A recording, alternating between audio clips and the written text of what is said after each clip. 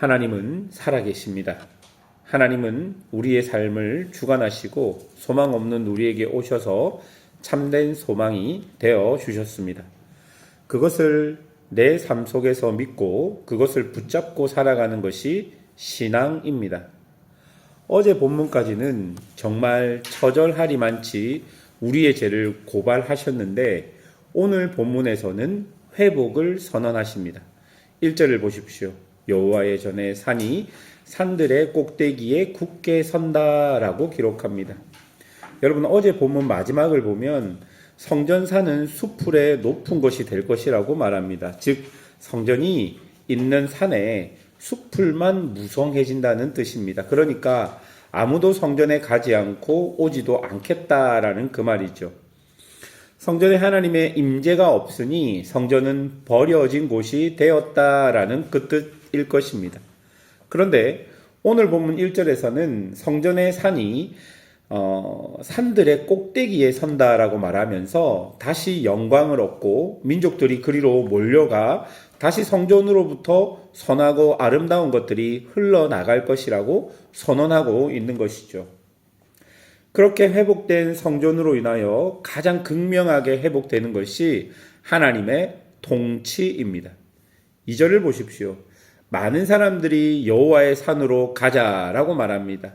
그곳에 가서 하나님의 도를 배우고 율법을 배우자 말합니다. 다시 말해 성전에서 하나님의 선한 것들이 마구마구 흘러나와서 온 사방을 하나님의 통치가 나타나도록 할 것이라고 선언하고 있는 것입니다. 에스겔 선지자가 마지막에 한 예언을 보면 회복된 성전, 즉 그러니까 하나님의 임재가 다시 임한 성전에서 생수가 나와서 온 예루살렘과 유다와 사마리아를 덮고 그 생수가 닿는 곳마다 회복되고 새롭게 되는 역사를 예언하게 되는 것이죠. 바로 그것을 지금 이야기하고 있는 것입니다. 성전이 회복됨으로 하나님과 사람과의 관계가 다시 연결되며 하나님께서 다시 신령한 은혜와 복, 말씀과 율례를 사람들에게 흘려보내고 사람들은 죄악을 벗어버리고 진정한 하나님의 통치 아래 참된 자유와 회복을 경험하는 것입니다.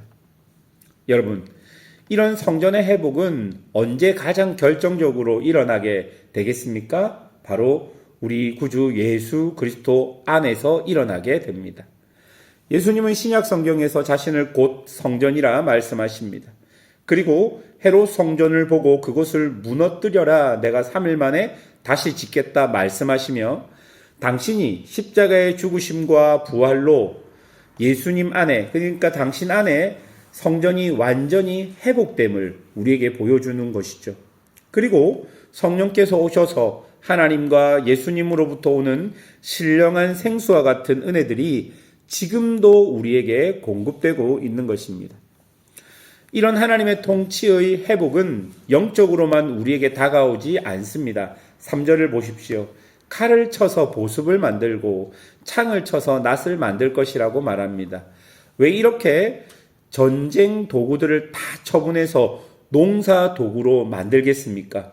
전쟁이 사라졌기 때문입니다. 여러분, 하나님의 통치가 온전히 나타나면 전쟁은 사라집니다. 여러분, 전쟁은 인간의 욕망이 극대화된 것을 보여주는 것입니다. 말로 협상으로 안 되니까 힘으로 서로를 굴복시키려 하는 것입니다.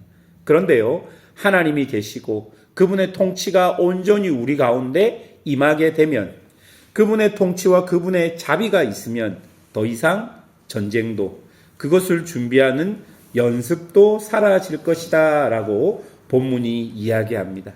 그렇게 전쟁을 연습하는 것이 사라지니까 어떤 일이 벌어집니까? 4절, 각 사람이 자기 포도나무와 자기 무화과 나무 아래 앉을 것이다 말합니다.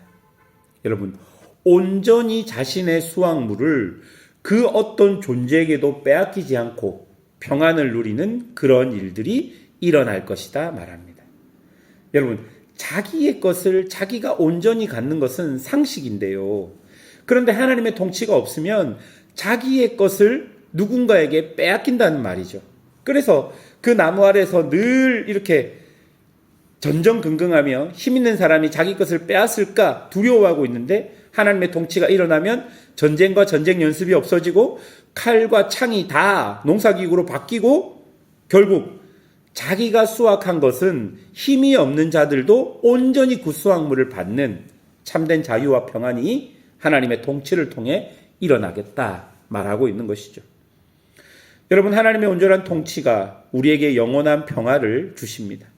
하나님이 아닌 다른 것으로는 온전한 평화를 누릴 수 없다는 것을 꼭 기억해야 할 것입니다. 모든 것을 잃어도 하나님이 계시면 우리에게는 소망이 있고 모든 것을 다 가져도 하나님이 없으면 소망이 없는 것입니다. 그래서 5절 마지막에 우리 하나님 여호와의 이름을 의지하여 영원히 행하리로다 라고 말하면서 우리의 섬김과 순종의 대상이 오직 하나님임을 본문은 말하고 있는 것이죠. 또한 하나님께서 우리에게 주시는 회복은 우리가 상상치도 못하고 예상치도 못하고 우리의 능력으로는 절대로 할 수 없는 일들을 우리에게 회복으로 주십니다. 6절을 보십시오. 저는 자를 모으며 쫓겨난 자, 환난 받는 자. 여러분, 이렇게 인생이 답이 없고 절대로 스스로 회복할 수 없는 자들이 무엇이 된다고 말합니까? 강한 나라가 된다라고 말합니다. 자기 스스로 자신의 인생에 답을 찾을 수 없고 소망을 찾을 수 없고 그저 그렇게 사는 인생들도 하나님 앞에서, 하나님 안에서 하나님의 통치와 하나님의 회복으로 인하여 강한 나라가 될 것이다 라고 말하고 있는 것이죠.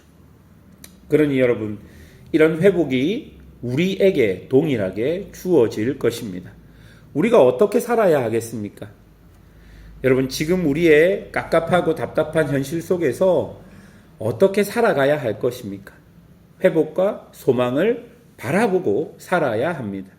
그렇게 사는 것이 무엇이죠? 세상 속에서 담대하게 죄와 악에 맞서서 싸워야 한다라는 것입니다.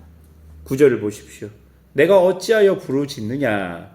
너희 중에 왕이 없어지고 모사가 죽었기 때문이냐? 10절에 딸 시온이여 해산하는 여인처럼 힘들여 나을 것이다.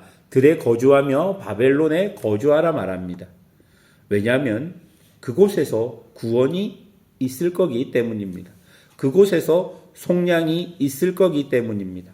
왕이 없고 모사가 없는 상황에서 하나님께서 온전한 다스림을 우리에게 주실 것이기 때문입니다. 해산하는 여인처럼 고통과 아픔이 있겠지만 결국은 하나님께서 그 모든 것들을 회복해 하실 것을 믿고 담대히 세상 속에서 죄와 악에 굴복하지 말고 맞서서 하나님의 백성처럼 살아라, 그렇게 이야기하고 있는 것이죠. 그러니 지금 우리가 처한 모든 현실은 우리가 피하고 도망해야 할 현실이 아니라 하나님의 회복과 소망 되심을 품고 살아가야 하는 현실이라는 것입니다. 그곳의 현실이 척박한 광야라도, 그때 나라가 망해 살 곳이 없더라도 하나님이 소망되면 그 지옥과 같은 현실에서도 소망을 품고 살 수 있다라는 것입니다. 여러분, 고통을 마주해야 참된 소망이 우리에게 있는 것입니다. 말씀을 맺겠습니다. 최후 승리는 이미 우리의 것입니다. 왜냐하면 우리 구주 예수 그리스도께서 이미 십자가에서 승리하셨고 그 승리가 성령을 통해 지금도 우리에게 그대로 적용되어 있기 때문입니다. 참된 평화가, 상상치도 못할 위로가, 감격이 우리 하나님의 진실한 통치로 인하여 우리에게 다가올 것입니다. 우리의 죄악이 아무리 날뛰고 우리의 죄가 아무리 우리를 덮쳐 우리를 죽음으로 몰고 간다 할지라도 하나님의 언약 안에 있는 백성들은 하나님께서 눈동자처럼 지키면서 죄를 깨닫게 하실 것이고 죄의 그 권세 아래서 우리를 사랑의 아들의 나라로 우리를 옮기실 것입니다. 그곳에서 하나님의 진실한 통치를 우리가 맛보아 알게 될 것입니다. 여러분, 그 소망을 품고 오늘을 살아가야 합니다. 그 소망을 품고 아무런 답이 없는 나의 현실 속에서 그 소망 하나 붙들고 살아가야 하는 것이죠. 오늘도 그렇게 우리 주님만 소망으로 품고 여러분에게 주어진 환경 속에서 그 어떤 어려움 속에서 상황 속에서 여러분의 지옥과 같은 마음 속에서 하나님을 만나는 그런 은혜가 있기를, 그런 회복이 있기를, 그런 참된 하나님의 통치가 있기를 주님의 이름으로 축원합니다. 함께 기도하겠습니다.